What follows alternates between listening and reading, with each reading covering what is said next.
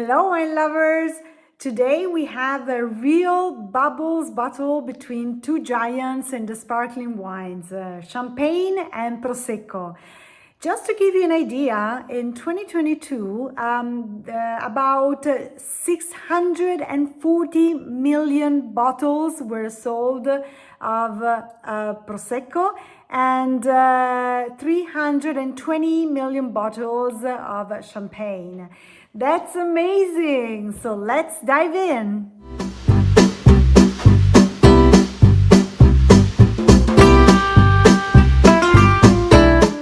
So Champagne hails from the northeast part of France, about 150 kilometers east of Paris, around the towns of Reims and Épernay. So Champagne is the most prestigious and reputed sparkling with centuries of tradition in winemaking, and it is a single appellation. As a matter of fact, outside the Champagne area, the other sparkling wines in France are mostly called crémant. For example, crémant in Bourgogne, Burgundy, or crémant de Loire or crémant d'Alsace.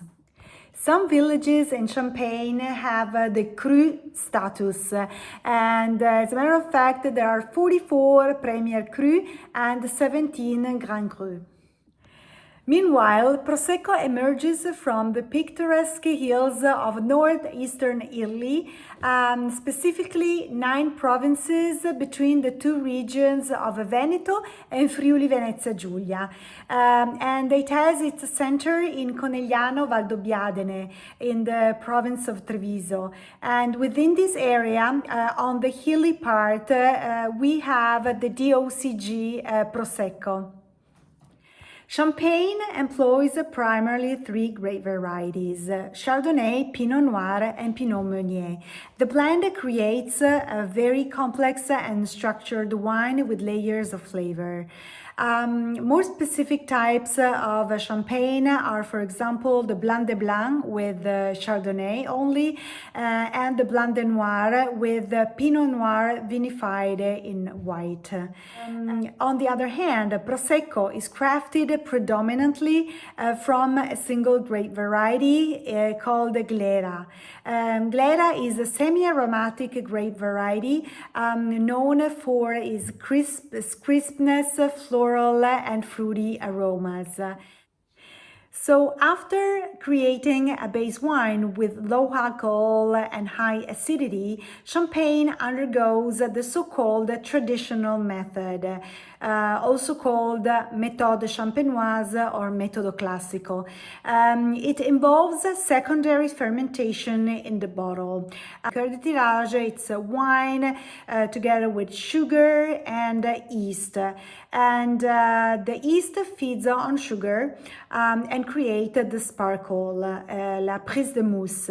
And it raises the alcohol by 1.3%. And furthermore, when the yeast die, they form a sediment called lees in the bottle, and the contact of the wine with lees will contribute to the champagne depth and complexity. In contrast, Prosecco is crafted using the Charmat-Martinotti method. This is a secondary fermentation. It occurs in stainless steel tank, also called tank method. It's a shorter fermentation, and the sparkle creation occurs naturally through selected yeast. And this approach preserves the wine's youthful freshness and fruitiness, resulting in a more immediate and approachable style. On the tasting profile, Champagne has got a high acidity and provides aromas of citrus, zest, and crispy aromas. But at the same time, you have the brioche, the toast, and the creamy hazelnuts, typical of the Lise contact, and also a bit of minerality. Prosecco provides fruitiness, this vibrant fruit of apple, pear, with the floral also undertones, and leaving a very refreshing finish. It has less acidity, and the pH is closer to the stomach, so it feels a little bit more natural and approachable.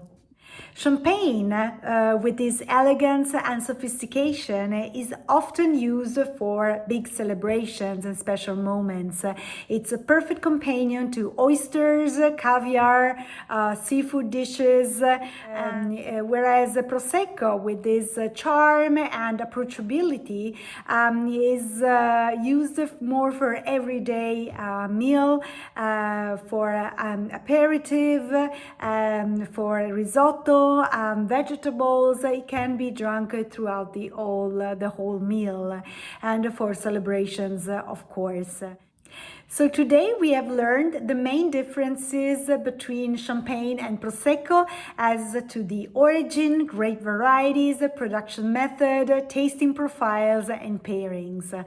For those who still think that Prosecco is only good for making spritz, I would recommend to choose among premium Prosecco, maybe a DOCG, and you will be surprised by the nice aromas and fine bubbles. If you guys enjoyed this video, make sure you subscribe for more wine content. Grazie, a presto e salute! Cin cin!